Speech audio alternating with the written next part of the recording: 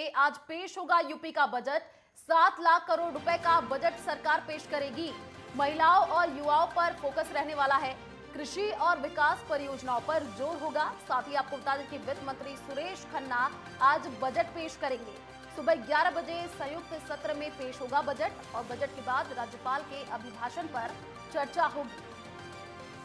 तो विधानसभा में आज बजट पेश होगा, ये बड़ी जानकारी आपको दे रहे हैं वित्त मंत्री सुरेश खन्ना। बजट पेश करेंगे। 7 लाख करोड़ का बजट हो सकता है।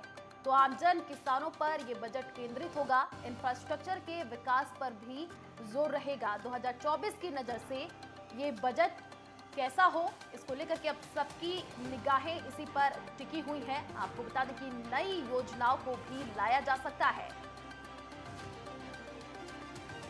तो वित्त मंत्री सुरेश खन्ना आज बजट पेश करने वाले हैं। सुबह 11 बजे संयुक्त सत्र में बजट पेश होगा। जमीन, बिजली समेत अन्य संसाधनों में छूट मिल सकती है।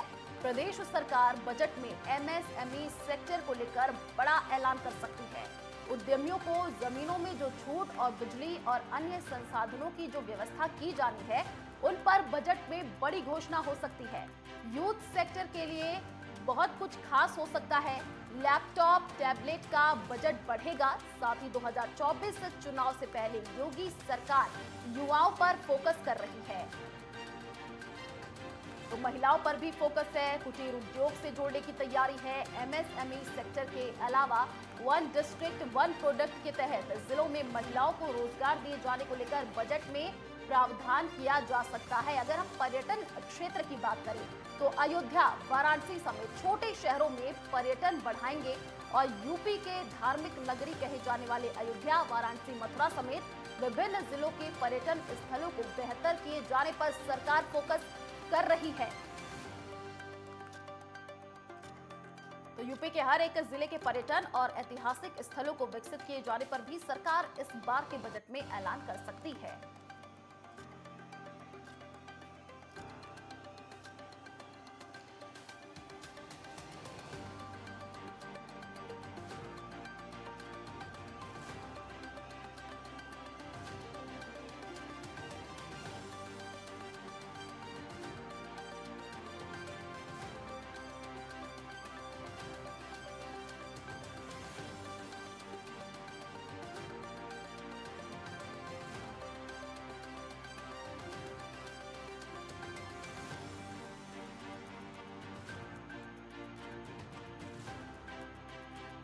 तो वित्त मंत्री सुरेश खन्ना आज बजट पेश करेंगे। तो चलिए, हमारे साथ 3 संवाददाता अलग अलग जगहों से जुड़े हुए हैं, उन्हीं का रुख कर लेते हैं। प्रदीप शर्मा मेरठ से, अनिकेत तिवारी हमारे साथ लखनऊ से जुड़े हुए। सबसे पहले प्रदीप का ही कर लेते हैं। प्रदीप, देखिए आज बजट पेश होने जा रहा है और किन सेक्टरों पर इस बार फोकस रहने वाला है और मेरठ की जनता की क्या उम्मीदें हैं, क्या जानकारी अभी?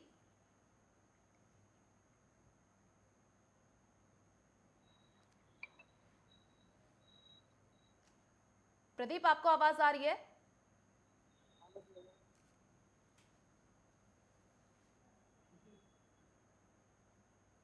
प्रदीप, देखिए आज यूपी का बजट पेश होगा। मेरठ की जनता की क्या क्या उम्मीदें हैं, अगर आपकी लोगों से बातचीत हो पाई हो, क्या कहना है आम जनता का? बजट पेश करने जा रही है और आज हमारे बीच में मेरठ की जनता है, उनसे ही पूछेंगे किस तरीके का बजट होना चाहिए और जनता क्या चाहती है। हम्म। क्या नाम है आपका? नेहा गौड़। नेहा, आज बजट पेश होने जा रहा है, क्या आप किस तरीके का बजट चाहती है? आप गृहिणी हैं, गृहिणी को लेकर किस तरीके का बजट होना चाहिए? मैं तो यही कहूंगी कि बजट जब पेश हो तो एक गरीब को देखते हुए हो, महिलाओं को देखते हुए, क्योंकि महिला किचन चलाती हैं, रसोई चलाती हैं, बच्चों को संभालती हैं, लेकिन हर जगह पर इतनी महंगाई है। तो उस महंगाई को सबसे पहले कम हो। महंगाई इतनी ज्यादा है कि चरम सीमा पर है। हर बंदर पर, मिडिल क्लास बंदा तो है ही पीड़ित, गरीब पर महंगाई की मार पड़ती है। तो गरीब के लिए जरूर सोचा जाए इस बजट में, महंगाई को कम किया जाए, तभी हम कुछ कर सकते हैं। नहीं तो इन बजट का कोई फायदा नहीं है, क्योंकि क्या होता है, बजट आता है, बजट के बाद में आज क्या होगा कि कुछ नहीं दिखाई देता है। इतनी महंगाई है, सब कुछ है, उसमें सबसे ज्यादा आप क्या दिखा, ये लोग क्या दिखाते हैं बजट के बारे में, टाटा बिरला अंबानी के बेटे की शादी में कितना पैसा खर्च हुआ, ये चीजें आती हैं, लेकिन बजट की चीजें नहीं आती हैं।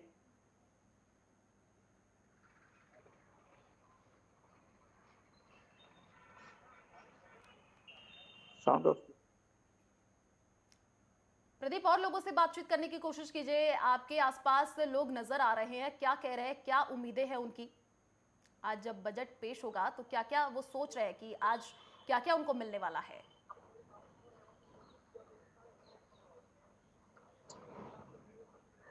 चलिए प्रदीप, आप बने रहिए हमारे साथ। अनिकेत तिवारी का रुख कर लेते हैं, लखनऊ से हमारे साथ लाइव जुड़े हुए हैं। अनिकेत, देखिए आज पेश होगा यूपी का बजट और जो आम जनता है टकटकी लगाकर बैठी हुई है कि आज उनके खाते में क्या कुछ आने वाला है। अगर आपके पास आम जनता मौजूद है, उनसे पूछिए कि आज जब बजट पेश होगा क्या उम्मीदें लगाकर बैठे हुए हैं। आज बजट के पेश होने से पहले आज मुख्यमंत्री योगी आदित्यनाथ अपनी कैबिनेट के साथ में 9:30 बजे अपने 5 खंड स्मारक आवास पर बैठक करेंगे। जो बजट तैयार किया गया वित्त मंत्री सुरेश खन्ना की तरफ से उसका मसौदा तैयार होगा, उस पर पूर्ण मुहर लगेगी। उसके बाद 11 बजे जो वित्त मंत्री सुरेश खन्ना है वो सदन में ये बजट उत्तर प्रदेश सरकार का पेश करेंगे।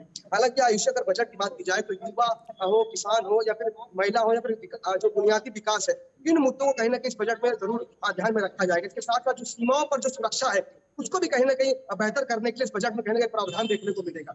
और इसके साथ अगर बात की जाए एक बड़ी बात अगर जो बात सामने निकल कर आ रही है तो रोजगार को लेकर कहीं ना कहीं एक बड़ा फैसला जरूर बजट में देखने को मिल सकता है। हालांकि जो उत्तर प्रदेश में जो निवेशक सम्मेलन जो हुआ था उसमें 35 लाख करोड़ ज्यादा का जो निवेश आया है उसमें 93 लाख जो नौकरियां हैं उनका सृजन होना बात सामने निकल कर आ रही है कि 93 लाख नौकरियां उससे सृजित होंगी। तो जरूर कहीं ना कहीं जो निवेश सम्मेलन हुआ है उसको लेकर भी कुछ ना कुछ बजट में प्रावधान देखने को मिल सकता है आयुषी।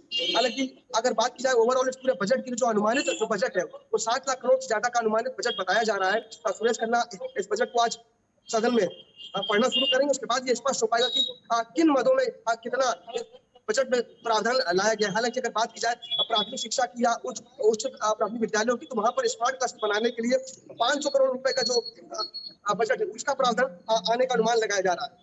वहीं पुलिस सुधार हो या नई सड़कों का हो या पुलों जाल बिछाने की बात हो या फिर अंतर्राज्यीय अंतर्राष्ट्रीय मामलों की सुविधाओं चौकसी की बात हो, इन तमाम बातों को जरूर इस बजट में आयुष ध्यान में रखा जाएगा। यकीनन तौर पर कहीं ना कहीं अगर बात की जाए प्रदेश की जनता की तो बड़ी उम्मीद की निगाहों से प्रदेश की जनता देख रही है, क्योंकि आज उत्तर प्रदेश में रोजगार एक बड़ी समस्या है। उसको कहीं ना कहीं इस बजट में जरूर प्रदेश सरकार केंद्रित करेगी और बेहद खास होगा जब ये बजट सामने आएगा तो ये देखना बेहद खास होगा कि क्या कुछ और किन मदों में उत्तर प्रदेश सरकार के 60 लाख का बजट जो अनुमानित है तो किन किन मदों में कितना प्रावधान रखा गया है आयुष। चलिए आप अनिकेत बने रहिए हमारे साथ, सभी रिपोर्टर्स बने रहिए, आप सभी का रुख करेंगे, लेकिन यहाँ रुकते एक छोटे से ब्रेक के लिए, जल्द लौटेंगे।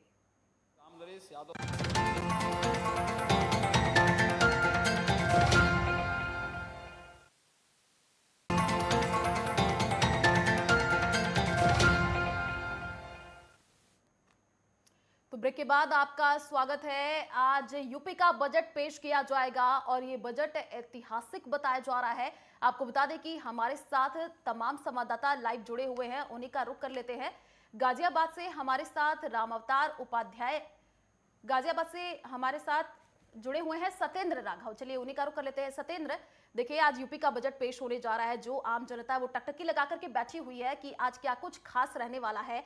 जरा अगर आपके आसपास लोग हैं उनसे पूछिए, क्योंकि बजट तो आम जनता के लिए है, क्या राय बना करके रखे हुए हैं, क्या उम्मीदें हैं उनकी?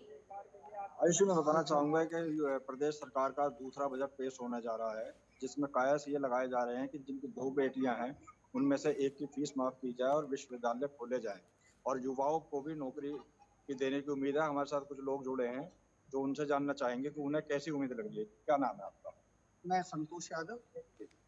उम्मीद है कि इस बार जो एनसीआर में जरूरत है, दिल्ली जैसे एम्स की एनसीआर में भी एम्स की जरूरत है, सरकार इस पे जरूर सोचेगी। जहां तक शिक्षा की बात है, प्राइवेट सेक्शन में गरीब व्यक्ति अपने बच्चों को नहीं पढ़ा पा रहा है, उस पर सरकार जरूर ध्यान देगी। मुझे उम्मीद है सरकार इस बार बजट बहुत अच्छा, सामान्यता पे बहुत काम करेगी। गरीब गरीब होता जा रहा है, अमीर अमीर होता जा रहा है, सामान्यता पर ध्यान दे। राशन बांटने से काम नहीं चलेगा, रोजगार देने से विकास होगा। रोजगार की जरूरत है यूपी में। देखिए, हमारे साथ ये कह रहे हैं कि रोजगार की जरूरत है, स्वास्थ्य को लेकर भी। हमारे साथ कुछ सीनियर सिटीजन जो महिलाएं हैं जो अपने रोज रोटी की काम करती हैं, जो रसोई को लेकर के बहुत चिंतित है, उनसे भी बात करना चाहेंगे। क्या नाम है आपका? बीना नाम है मेरा जी। मैं जो है 10-15 साल से ड्यूटी करते हैं हम, लेकिन हमारी कोई तनख्वाह में सुनवाई नहीं है और जी हमारी रसोई का भी गुजारा नहीं है। बस कृपा करके नहीं हमारी रसोई पे ध्यान दिया जाए, लेकिन जो हम बच्चे में पढ़ाना तो कैसे पढ़ाएं बताओ। जब हमारी रसोई का ही काम नहीं चल रहा तो बच्चे में कहाँ से पढ़ा लेंगे। देखिए, महिलाओं को अपनी रसोई की चिंता है और वहीं युवाओं को नौकरी की। तो उम्मीद है कि इस बार के बजट में लोगों को राहत मिलने की उम्मीद है। जी आयुष। बिल्कुल, देखिए सबकी नजरें आज की बजट पर ही टिकी हुई हैं कि क्या कुछ मिलने वाला है। आप बने रहिए हमारे साथ। आजमगढ़ का रुख कर लेते हैं। राम अवतार हमारे साथ लाइव जुड़े हुए हैं। राम अवतार, देखिए आज यूपी का बजट पेश होने जा रहा है और योगी सरकार के दूसरे कार्यकाल का ये पहला बजट है। कई सेक्टर्स पर फोकस किया जा रहा है और विपक्ष लगातार, आपको बता दें कि अब बेरोजगारी और साथ ही साथ महंगाई का मुद्दा उठाता रहता है। आपके आसपास कुछ लोग मुझे नजर आ रहे हैं, उनसे जरा बातचीत करने की कोशिश कीजिए। क्या उम्मीदें हैं उनकी आज की बजट को लेकर के? आपको बता देना चाहता हूं कि ये सीएम भाजपा कार्यकाल का ये पहला बजट, दूसरे कार्यकाल का पहला बजट होने जा रहा है और इसमें बेरोजगारों को भी बड़ी उम्मीद है, साथ ही व्यापारियों को भी बड़ी उम्मीद है कि इस बजट में हमें लाभ मिलेगा। लेकिन जो दिन से समाजवादी पार्टी हंगामे कर करके बजट पेश करने में काफी बाधा है, लेकिन फिर भी आज बजट 11 बजे पेश हो रहा है, जिसे सूरज खन्ना जी पेश कर रहे हैं। हमारे साथ मौजूद है इस समय विक्रांत सिंह रिशु। आइए पूछे, अच्छा इस बजट को किस नजर से देखते हैं? देखिए, ये जो बजट इस बार का पेश होगा, पिछली 5 साल की जो सरकार थी योगी जी की, वो कहीं न कहीं महिलाओं की सुरक्षा और किसानों के लिए, युवाओं के लिए काम की। तो इस बार भी हम उम्मीद कर रहे हैं कि ये जो बजट हमारा आएगा, युवाओं का विशेष ध्यान दिया जाएगा। नौकरी के लिए ये बजट विशेष होना चाहिए, महिलाओं की सुरक्षा के लिए, किसानों के लिए। तो तमाम तरह की जो चीजें हैं जो जरूरी है, जो आम जनमानस से जुड़ी हुई चीजें हैं, उसके लिए सरकार काम कर रही है। और ये बजट जो है, आज योगी जी से बहुत सारी उम्मीदें हैं, पूरे प्रदेश को उम्मीदें हैं, पूरे यहाँ की जनता जो है उस उम्मीद की तरह से देख रही है वहाँ पे कि हमारे लिए बजट में खास क्या होगा। तो कहीं न कहीं सरकार युवाओं और महिलाओं और किसानों के लिए, व्यापारियों के लिए, सबकी सुरक्षा के लिए इस बजट को विशेष बनाएगी। अच्छा, आजमगढ़ को लेकर के भारतीय जनता पार्टी विशेष ध्यान दे रही है, तो इसमें आजमगढ़ को क्या उम्मीद है? अभी आजमगढ़ के लिए मैं बताऊं कि आजमगढ़ में जिस तरीके से भारतीय जनता पार्टी और योगी जी की सरकार काम कर रही है, मोदी जी की सरकार काम कर रही है, उस तरीके से लगता है कि बहुत जल्द आजमगढ़ की तस्वीर गोरखपुर और बनारस की तरफ होने जा रही है। अभी आप देख रहे हैं कि कोई मांग नहीं थी, लेकिन उसके बाद भी नरौली को 45 करोड़ की लागत से पुल बनने जा रहा है। बहुत बड़ी बात है ये, 45 करोड़ की लागत से नरौली पे पुल बनने जा रहा है, फिर ऐसा ओवरब्रिज डबल होने जा रहा है, शहर के बाहर आउटर रिंग रोड बनने जा रहा है, विश्वविद्यालय बन ही रहा है यहाँ पे। तो कहीं न कहीं बजट जो होगा विशेष होगा आजमगढ़ के लिए। बजट विशेष होगा, लेकिन आइए बात करते हैं क्या बजट को लेकर के क्या कहना है आपकी? देखिए, आजमगढ़ के लिए इसके पहले की जितनी सरकारें थी, पूर्ववर्ती सरकारों के बजट में आजमगढ़ विशेष स्थान रखता था। और हम अपेक्षा करते हैं सरकार से भी कि आजमगढ़ का जो स्थान पिछली सरकारों के बजट में रहता था, वो इस सरकार के भी बजट में रहे। आजमगढ़ विशेष रूप से पलायन, यहाँ नौजवान पलायित हो रहा है, दिल्ली बम्बई जा रहा है रोजगार ढूंढने के लिए, और वहाँ भी रोजगार नहीं मिल रहा, वापस आ रहा है। तो हम भी सरकार से हम मांग करते हैं कि आजमगढ़ में एक इंडस्ट्रियल स्टेट की स्थापना की जाए, जिससे कि यहाँ के नौजवानों को रोजगार मिल सके, पलायन रुक सके। आज 11 बजे पेश हो रहा है, तो रोजगार की बात कर रहे हैं और पलायन रुक सके और सुरक्षा में, और क्या महिलाओं के लिए कैसा बजट चाहिए? देखिए, महिलाओं के लिए बजट चाहिए। आज जो गैस सिलेंडर 350 रुपए मिलता था, आज 1150 रुपए में लेना पड़ रहा है। तो हम ये भी कह रहे हैं 350 का सिलेंडर 1100 में लेना पड़ता है।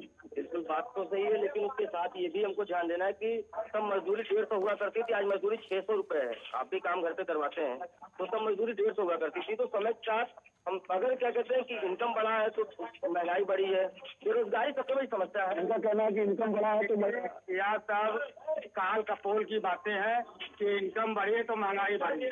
ऐसा कुछ भी नहीं है, कहीं इनकम नहीं बढ़ी है। पहले मनरेगा के तहत लोगों को रोजगार मिल जाता था, आज मनरेगा का भी स्थिति आप देख ही रहे हैं, पत्रकार है, आप देख लीजिए मनरेगा की क्या स्थिति है, कितना रोजगार मिल जा रहा है। ये तो कहने की बातें हैं, सत्ता पक्ष के लोगों की कमाई बढ़ी है तो महंगाई बढ़ी है, ऐसा कुछ नहीं है। कहीं कोई कमाई नहीं बढ़ी है, कमाई घट गई है लोगों की जेब में पैसे नहीं है, जेब खाली है, रोजगार नहीं है, बहुत ही समस्याएं हैं आम जन लोगों के। रोजगार नहीं है और आमदनी भी घट गई है, क्या कहना? पिछले की सरकारों ने, जैसे अभी आप देखिए बोर्ड की परीक्षा हो रही है, पहले आप सुनते थे कि सपा सरकार में पूरे के पूरे सेंटर पे धड़ल्ले से नकल होती थी। तो जब इस तरीके से जो लोग पढ़ने में योग्य नहीं थे, वो डिग्री लेकर आते थे, तो उनको रोजगार चाहिए। अभी देखिए परीक्षा हुई, कहीं कुछ सुनने को नहीं मिल रहा है, शांति ढंग से तरीके से परीक्षा हो रही है। हाँ, पिछले की सरकारों ने मतलब पूरे प्रदेश को ऐसा कर दिया था कि वहाँ पे रोजगार एकदम खत्म हो गए थे। लेकिन अब जिस तरीके से पूर्वांचल एक्सप्रेस वे बना, उसके अगल बगल इंडस्ट्रियल डेवलपमेंट किया जा रहा है, तो धीरे धीरे चीजें सुधरेंगी, उसमें समय लगेगा। बिल्कुल आयुषी, कुछ लोगों का तो ये कहना है कि सरकार विकास कर रही है, लेकिन कुछ लोग आरोप लगा रहे हैं कि पिछली सरकार जो विकास किया था उस पर भी बत्ता लगा रही है सरकार। आइए हमारे साथ कुछ लोग चाय की चुस्की ले रहे हैं, हम इनसे पूछते हैं। अच्छा, बजट को लेकर क्या कहना है? किधर से बजट अरे बोलिए, बजट के लेकर क्या कहना है? जनता ये चाहती है कि बजट जो है वो जनता के हित में आए। लोग बहुत उम्मीद लगाए हैं सरकार पर, जो बजट वो आम जनमानस के हित में हो और अच्छा बजट हो। बजट किसी भी तरह का हो, लेकिन लोगों के हितकारी बजट हो। और आयुषी बताते कि यहाँ रोजगारों के लिए बेरोजगारों को भी उम्मीद लगी हुई है, व्यापारियों में भी उम्मीद लगी हुई है। अब देखना यह है कि 11 बजे किस तरह का बजट पेश होता है, जैसी कि इनकी अपेक्षा है कि हमें क्या बजट में मिलता है। जी आयुषी। बिल्कुल, आप सभी रिपोर्टर हमारे साथ बने रहिए। राहुल शर्मा भी हमारे साथ आगरा से लाइव जुड़े हुए हैं और उनका भी रुख करेंगे, क्योंकि जनता आज टकटकी लगाकर बैठी हुई है कि क्या कुछ आज के बजट में रहने वाला है। वित्त मंत्री सुरेश खन्ना आज बजट पेश करेंगे। आप सभी रिपोर्टर जुड़े रहिए। यार रुकते एक छोटे से ब्रेक के लिए, जल्द लौटेंगे।